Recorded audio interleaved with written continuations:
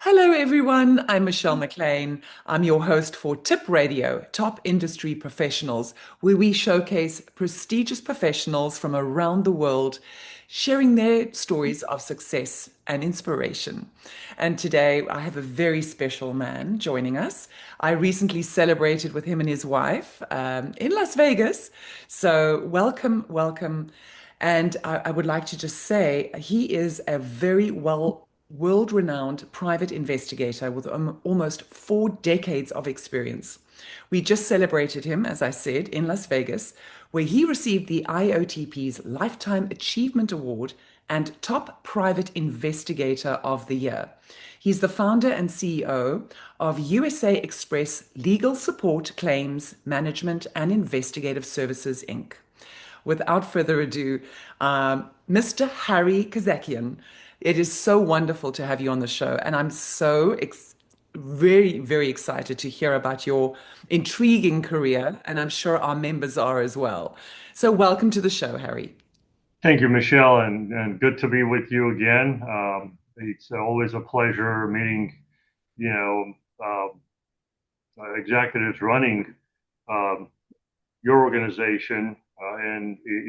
Las Vegas, we had a great time, met a lot of good people from all over the world, not just USA, and, rubbing shoulders with people at high levels like that. It's just networking and making new friends. That was an incredible event. And thank you for giving me this opportunity to be with you on a Saturday morning, almost just before Christmas. I know. Well, it's a great celebration. And you know that I love Stephanie and the whole IOTP family. Been with them for a few years now. And I've also gleaned a lot of insight from so many of the members by interviewing them on Tip Radio. And certainly you are one of the only investigator that I am going to be interviewing from, from my history. And I've been intrigued, obviously watching all those investigative shows on television. It's so glamorized. And one wonders, it's like a doctor in an ER situation. Sometimes on shows it's glamorized. Tell us a little bit about the harrowing side of the work that you do and the reality of what you actually do. It's not always glamorized, but it's very rewarding. I could tell you that. Um, Making families united again. That's one of our highlights. We had families finding their niece or their siblings after 35 years of not knowing where each, where they are and so on. So we're bringing families together and we charge absolutely nothing for it. So we're just, not just part of our rewarding part of our, career, and we just celebrate them as they unite, and they spread the good word, and that's how. After a little while, it's not all about money. It just making helping people and bringing them together, and actually hearing their stories afterwards, after being united, watching their videos as they unite, or a telephone call. Connecting them with the phone and so on. In fact, a couple of days ago, we get some Christmas gifts and so on, thanking us for finding their niece and so on. So that part's very rewarding. We also have a lot of sad situations where we have to work with the families when they lost a loved one due to a car collision or a shooting or a suicide. Sometimes law enforcement will say it was suicide just to close their assignments and move on. And then the family sometimes will come to us and talk to us and just have another look at their cases. And so we've had a lot of those cases where we took a case. For instance, just example, just one case, we took a case and we sent the clothing of the person who was hung. It was possible suicide, according to the police department. The janitorial service found this person hanging at the fire escape of an apartment building. He was 19 years old, and So we took a look at it, met with detectives. They said it was definite suicide, no foul play. We sent the clothing to a lab for DNA study. The pants, we found out that there were two different types of DNA belonging to a female, two different females. So then we did a little bit more digging and found out that he had hired two prostitutes to hang out with, and I guess something went bad. They called uh, the person in charge. I guess they called it the, the pimp. And two guys came.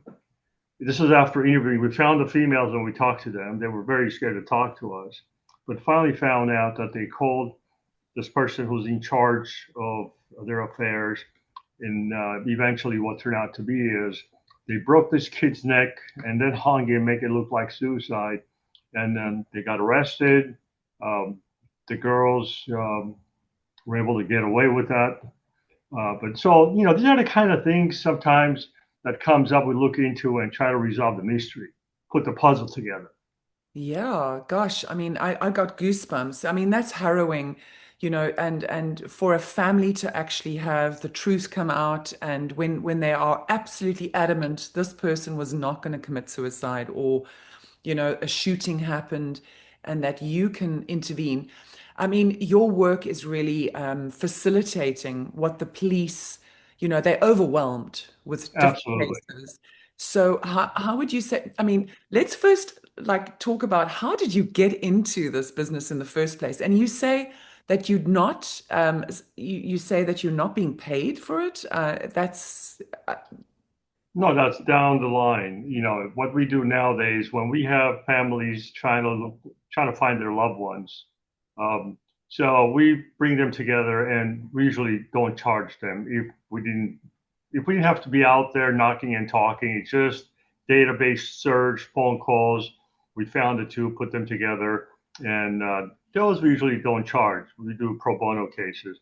But of course, if we have to be out there knocking on doors, talking to people, interviewing, of course, we're going to charge for those because it's very labor intensive.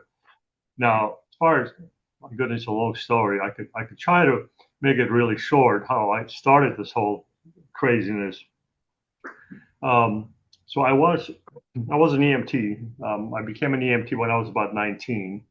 When I was about 20, I purchased my first home, and we had insurance agent come to evaluate the house so we get a homeowner's policy. And then she said, "Why don't you come Monday and sign a paperwork? Come to my office."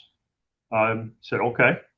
So I went to her office, signed the paperwork, but I worked 72 hours before going there. And, I haven't had any sleep, running calls, the entire 72 hours. Um, so she says, "Harry, you look like crap." I go, "Well, I've been up for 72 hours working." She goes, "Ah, you ought to come work for us." I go, "This is, the Automobile Club of Southern California. What am I supposed to do for you?" He goes, "Oh, you can come and go as you please. We'll give you a company car. We'll give you a credit card for your expense account. We'll pay for your car insurance, home insurance. We'll pay for your medical insurance. You can go get a haircut at 2 o'clock if you want." I go, "Whoa, where do I sign up for this?" like this angel just came into your life. Right? Yeah, yeah. Marsha Blyford, I remember her name. And so I did the application with pencil, submitted. About 3 months later, I get a phone call to go for an interview. So I went for an interview, and I had two moving violations in my driving record. So they said, "We can't give you a company car, but you could be inside a claims adjuster investigator." I said, "No, I'm not interested. I'm happy where I am. I like to be outside as an EMT." I decided not to take the job. Almost a year later, I get a phone call asking me, "Well, one of your tickets off your record. If you're still interested, we have a job for you." So I went and took it. They gave me my brand new car, gave me a cubicle of 350 plus files for me to review. And these are all injury claims. I have no clue what I'm doing.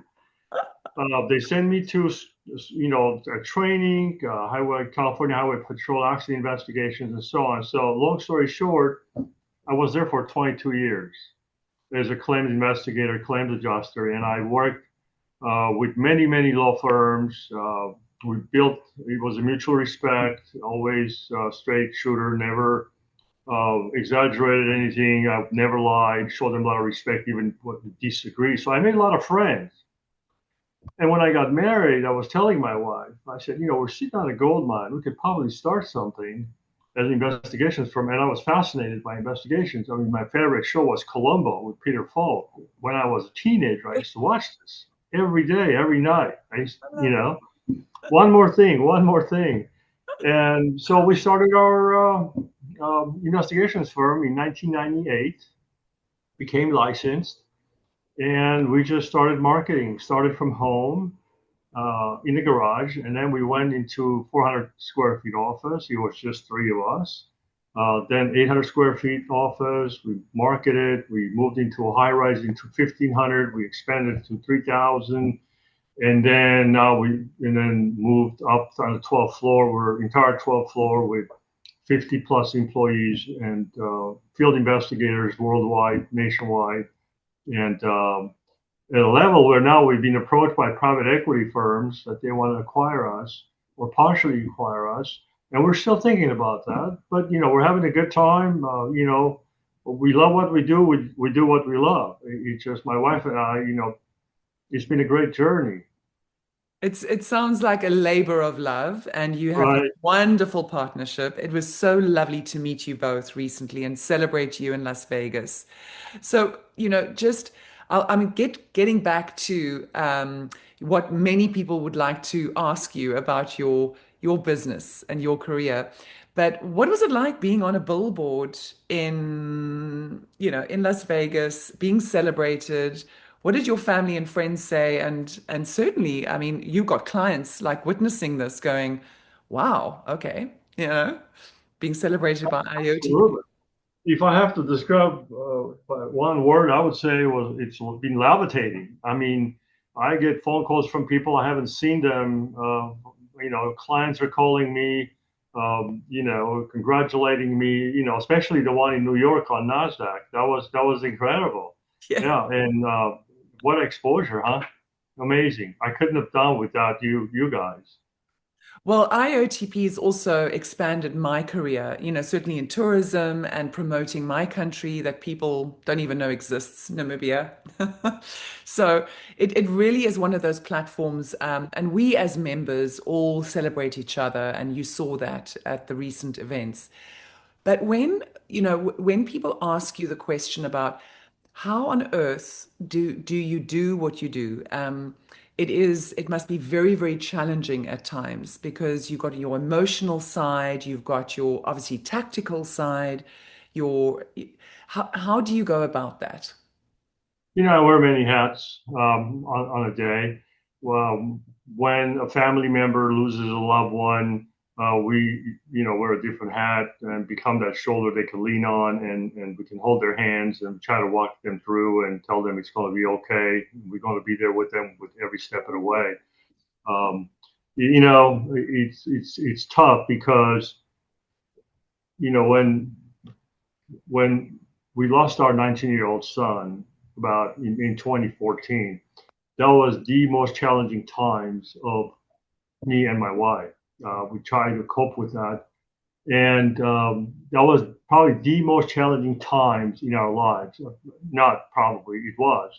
And so we decided to what we learned and how we cope with that tragedy, try to help others, other families that they're in that same situation, thinking there's no light at the end of the tunnel. And but we like to show them that there is, and they just have to be, stay tough, and uh, having religion helps a lot to cope with that type of a tragedy.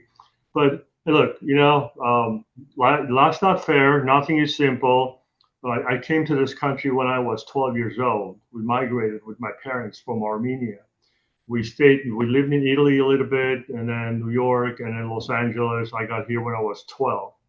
And I remember my dad used to say, we got to get you out of this communist country to a land of opportunity. and that's here, right? So, uh, ever since if this little kid did it at the age of 12 and got on the right track, I think everyone else can. They just have to have a burning desire for success. Don't let evil prevail because you're going to have a lot of speed bumps ahead of you. Just stay focused and do what you're focused to do and have a goal in life, right? You have to have a goal in life. My goal in life was that I have to build something for me, for my family, so that I couldn't go against my dad's wishes because I wanted to make sure his legacy lives on by us coming here and building this incredible, business and future. We also have a daughter that we have to be there for her. She, we, I remember that, going through that kind of a tragedy. Uh, Me, my wife, and my daughter learn a lot. But the bottom line, I brought that because there will be a lot of challenges in life. Don't think that is it. There's, you know, they have to stay focused and help others, and the rest comes itself. My gosh, Harry, I had no idea. And condolences, for you and your wife and losing a child. I can't imagine a worse tragedy in the world. Actually makes me so emotional because the fact that you and your wife were able to stay together and to work through it and, be powerful for your daughter. I can't even imagine what that must be like. And certainly you've taken, that experience and you say, like, you wake up every day, it's a choice that you make. You have to move on or you have to do something better in the world. But that's really an inspiration, and not a story that many people, can share. So thank you for sharing that with us. My pleasure. So, you are the epitome of showing people out there what it means to move on and to try and make the best of a circumstance. What would you say when you say there are challenges, certainly in your personal life, but when you have to deal with people having a missing person or loss? You see on many of these TV shows, and I'm reverting back to that again because it's so maybe disproportionate when people say they make promises, on TV. I promise I will find your child. I promise, that I'll find your loved one. What do you say to people? Yeah, what is the conversation you have with somebody? Absolutely. I cannot, or we cannot promise that we're going to have a positive outcome, obviously. We tell them that, we're going to do the best we can. We're going to be there for you. We're going to do the best we can, and we will not leave any stones unturned. We'll find out what happened. And we usually do. It's either we find the missing person or we don't, and we don't. Perhaps they're outside USA. Maybe they changed their names. The most challenging ones are when they lost their child. For instance, I have a case I'm working on right now where about 20 years ago, this lady gave birth to twins. And then they came and told that she was informed by the hospital staff that both newborns died. And she was 24 years old at the time. And she gets released from the hospital with no death certificate, with no record of this child or this twins being born. Oh, And so I guess she waited, unfortunately, too long to figure things out, but it just came up because of all this human trafficking and what's going on out there. So she came to us, letting us know what happened, and this was a hospital in Tennessee. So we're trying to dig in and see what happened. We started working on this for about a couple of weeks ago, and we'll see where it takes us. We're having some people going to the hospital. This was way before internet, so we didn't make any promise to her. We said we're going to do the best we can. Hopefully, we can find out what happened to the newborns. Perhaps maybe get a birth certificate because they were born in that hospital, or if they died, uh, there's got to be a death certificate, or they're maybe even back then became part of human trafficking. I mean, that's just, inexplicable to think, that how many years later did she come back and question it? Did she just have this knowing feeling like something was wrong, that this couldn't be? Yeah, she's been married with children, and I guess conversation came up. Well, oh, by the way, I was pregnant and I gave birth to a twin. Tells her husband um, after 15 years of being married. I don't know why she waited that long, but I guess my understanding is she just didn't want to tell him that she became pregnant while dating and Yeah. wasn't married, perhaps, against their religion or whatever. But the topic did come up and they discussed it. They thought, well, maybe we ought to try to see an investigations firm. And they were referred to me by one of our clients. And so we're working on it. Let's see what the outcome would be. We made no promises, but Yeah. it's very sad. Yeah. And I mean, just talking about that, so you have received so many accolades in your career, been on billboards, in magazines, and articles, and obviously on the billboard in New York on the Nasdaq building and in Las Vegas. Uh, what is the highlight of your career, would you say? There's so many things that you probably could point to and say, wow, that was an amazing event, or what is your highlight? Highlight is I never thought I'll be where I am today. Um, the things that's happened to be in Forbes magazine, to be Marquis Who's Who, to be on a bunch of other magazines, covers. It's rewarding, but yet when I get complimented, sometimes I just don't know how to respond by just being very humble about it. Nice that anyone could do that, and they can if they stay focused. And the highlight is, look, helping families, putting the last puzzle together and say, aha, that's what happened in this case, and then discussing that with the loved ones, or if it's an attorney that hired us because of their client got killed, for instance, in one case, a pedestrian was walking, crossing Pacific Coast Highway towards Malibu Country Club at night and got hit by a car and got killed. The driver only had minimal policy, and obviously, insurance company paid that minimum policy, which is not even enough for the funeral. So when we looked at this area, we found out the street light over the crosswalk was not operational at the time, and it was very dark. Unlike where there are working street lights, after speaking with a lot of the residents in the area, we found out that a lot of them have complained to the city saying, hey, the street light is not working. There's a lot of pedestrian traffic here because they go to Malibu Country Club back and forth, and you have to cross Malibu.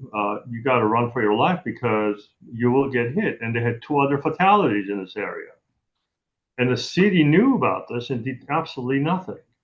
So we were able to gather enough evidence to present to the law firm to say, hey, city has to be responsible for this nonsense because number one, that crosswalk is hardly visible to a motorist because their speed limits, I think it's 45 miles an hour on Pacific Coast Highway, non-working street light, no crosswalk not being visible, and so city paid big bucks. So that was the moment where we said, this is what you got to do for your client. And case got settled for over $10 million. And now if you go to that area, they have a pedestrian call button with embedded flashers on the ground, making that crosswalk visible. They have overhanging flashing red lights when pedestrians push the button, the lights come on, very visible to motorists, and the street light is operational. So we made it safer and make sure there'll be no future fatalities in that crosswalk. And the loved ones of the deceased got compensated. Hopefully they can, I know it will never bring back their loved ones, but hopefully they could do something with that money to, maintain the person's legacy. So, I mean, those are rewarding moments. And this is only one. in the last 27 years, we've done many type of crazy cases where we put the puzzle together and provided a very, very valuable, um, um, cases, very valuable recommendations for our law firms, our clients to be a zealous advocate for their clients and do the best they can with the information they got from us. You spoke about put the puzzle together. So, what would your advice be to anybody who wants to enter your industry, your profession? Because it seems like you have to be really keen on like fine details. And so what would the recommendation be for anybody who wants to enter that field?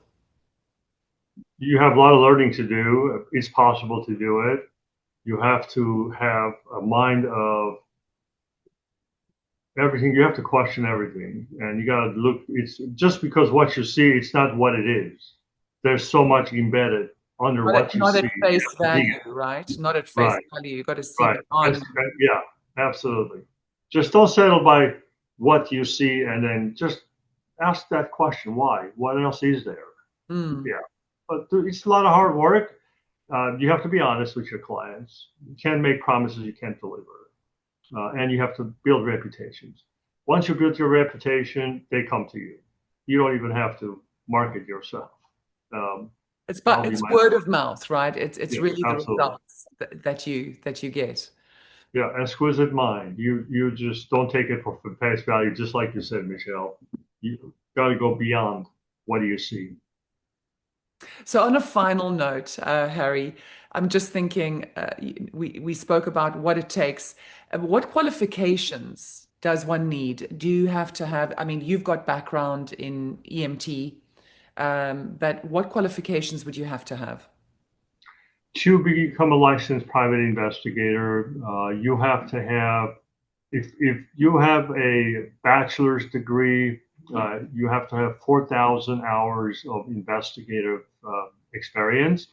If you don't have a bachelor's degree, then that becomes 6,000 hours of investigative experience by being employed by investigations firm or an insurance claims.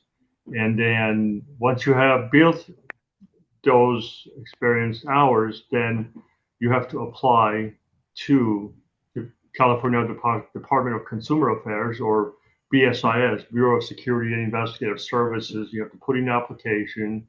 They have to do your background, make sure you're not a serial killer or a convicted felon. That would help. That would help. Yeah, yeah. And once you pass your background, then you have to take an exam provided by the state.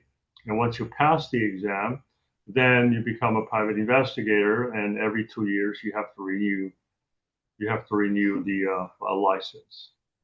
Do you have people in your business? So, do you categorize certain people run certain parts of the investigation business? Specialize in certain areas. Absolutely. We have a research department that about 12 investigators. All they do is criminal background investigations, finding errors, uh, finding family members be looking each other, for each other, um, pre-employment screening, social media research. Mm. Um, we have a unit where we do field investigators. That these are the people that they support our field. So when we have our field investigators do whatever they do outside, if it's a scene investigation, crime scene, or traffic collision scene, or anything that out there requires our private investigators to go interview witnesses and so on. So our unit supports them, maintain communications with them, do the reports, a lot of collaboration with our field investigators. Then we have a department where we retrieve records. That's a different unit. We have a legal support unit that they do attorneys' documents, filings, and their clients' backgrounds. I was told by one of our good friend attorney who said, who's my biggest enemy is my client because they always lie to me. If I ask, were you involved in a car accident before? Oh no, this is my first one. I come to find out there are three other ones that conveniently they forgot to tell their own attorney, but the insurance adjuster knows. And when the time comes negotiating, they go, "Oh, this is the only accident. Oh, no, there are three more."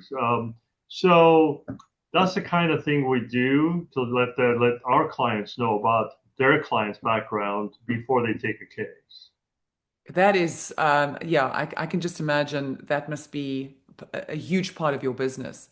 I was also just sort of imagining, a Sherlock Holmes kind of environment where, it's like, I found a clue, and it's just so simple and it just kind of just flows. So what would you say was one of your most challenging cases when it comes Got to my them? magnifying Oh, there glass you too. I'll just go. I wanted to see that, but I have a there you clue. go. I use it all the time. Oh, that's wonderful. But what would you say, one of we spoke about your highlights but what would you say was the most rewarding sort of finalization of one of your cases? So rewarding and sad. This was a case way back when, maybe 15 years ago, where there was a decommissioned a bunker left from World War II in San Bernardino County, and this was an area where kids go after school and do a lot of bad things. Um, so this one case, one of the kids grabbed his father's revolver and took his girlfriend and a couple of other friends to this bunker, and they started playing Russian roulette. So the girlfriend went first and she shot herself in the head. And then and the boyfriend got mad, and then there was some altercation with another kid, another friend, and so he ended up shooting him. These are 14, 15-year olds. Oh, Um, and it disaster. turned out the revolver that this guy took was, or his father, San Bernardino County Sheriff's Officer. He had a revolver and he had a couple of guns at home, and he took one of them. I guess it was just sitting freely. So, when we got this case, they were trying to sue United States government for not blowing up this decommissioned bunkers, and apparently they're not required to. They just leave it as is. Uh, so the rewarding part was we actually made them to blow that place up, so make sure there's no access. Not only that, but a few others in that area. I didn't know there's a place called Helendale. Um, it is 5 miles away from the closest city or shopping center, and they built about 3,500 single family residential and some man-made lake, and they had people living there. When I spoke to the fire department there, they said, how many times we get emergency calls, 911 calls to that place for something got always someone needs overdosed or altercation or and so on. So after interviewing with almost 2,500 people in that area, including the fire chief, we presented our findings, and they ended up uh, shutting that place down so that there'll be no other future incidents. So to prevent future, I mean, the most rewarding is for me is to prevent future mayhem because of something Mm. that could have been done to prevent it. Governmental put the governmental entity on the hook to fix things up, and no, don't neglect it because it costs lives on the long run. But I'm a bit confused. What does the bunker have to do with, I mean, it could happen, these incidents can happen under a bridge, down the road, behind a building. I'm more concerned about the access to guns. I'm not, taking a stance on anything. I know Absolutely. people in America have a right to bear arms. That is part of the Constitution. But do you feel that there could be more done to protect certainly children, access to guns, and people who own guns? Maybe, that the NRA could actually say, have more restriction, like we have to wear seatbelts in a car, like more restriction. There are restrictions. If you have a gun at home and you have children, you have to make sure that gun is locked in the safe, or there are special locks they offer that you put on your gun Yeah. to lock it up. Now, needless to say, the sheriff's officer lost his job because his son was able to get that gun and get involved in this incident, unfortunately. So he's no longer sheriff's officer. And yeah, that's where the whole thing started. And I'm sure this probably was not the first time. Who knows how many times in the past this has happened, but no Mm, one got killed. mm. Uh, but the bunker, this is about 20 feet underground. So, Oh, I'm imagining it's like on the top of the ground, a bunker, like you would imagine it right. land on So each this is, side. yeah, this is underground to, Oh, way back to when I guess they had built these bunkers to protect people from being, when there's a bomb threat. So they go in the bunker and, they stay there to avoid being killed. yeah. Yeah. There's still few out there, uh, but I'm with you on that. If you own a gun, you have to be responsible. You have to be responsible, and you have to be responsible to lock it up away from children. Yeah. Absolutely. But also, just access, like getting a driver's license, you have to go through a process. But it seems like there's a very fine process, like very sort of surface to be able to own a gun. And we realize that more and more people that are mentally not capable in life in general are having access to guns, and then things happen more in America than the rest of the world. I mean, I come from a country that is a very big country in Africa, very small population. Almost everybody owns guns because, it's like wildlife and whatever. But we have respect for guns. We don't have shootings and people going crazy. So, you know, uh, also access to machine guns in our society. W- maybe just from your stance, like why would we need machine guns within a civil society? Very true. Those machine guns got to go. There's no use for that. Those guns belong in the war, in combat, not in city with streets. with Absolutely. soldiers that are Yeah. licensed to be able With and extensive trained. training. Yes, absolutely. No, Unfortunately, they're always able to get their hands on the guns and machine guns and do a lot of bad things. It happens all the time. And it's unfortunate. I don't, even if there's more restrictions, if people want to do bad things, they will always be able to get those guns elsewhere and yeah. carry out what they want to carry out. It's unfortunate. No, I think that's very wise words that you've given. It's available. There's service and demand for things, so we can't change that. But from your maybe just on a final note, from your investigative background and perspective, what do you think is the highest sort of crime that we are experiencing, if not in America, in the world? I have to bring up mental issue. I think there's a lot of mentally challenged people out there, a lot of drugs out there. People use drugs and just get compromise their thinking process, their mental status, and on top of that, if they want to harm someone, they don't think twice doing it. Um, it's always difficult to be in a situation like that where you lost a loved one because of someone is mentally deranged and want to do bad things, or even family members, altercations, and just yeah, it's unfortunate. Look, latest news out there, what happened to Reiner family.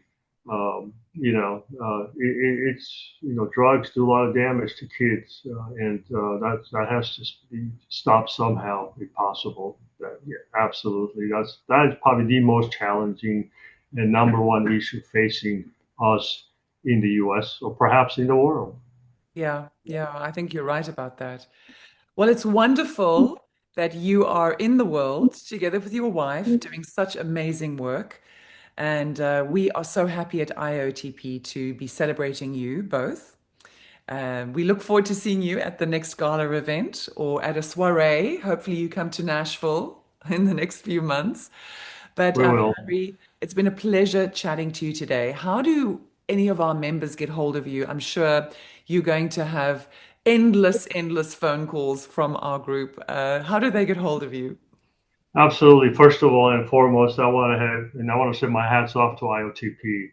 Um, what organization, and bring all of this wonderful people together, event together. What a cause. If anyone want to get hold of me, my email is Harry, HARRY, at USA Express, that's EXPRESSINC.com. They can always call me my direct number. I'm not afraid of giving out.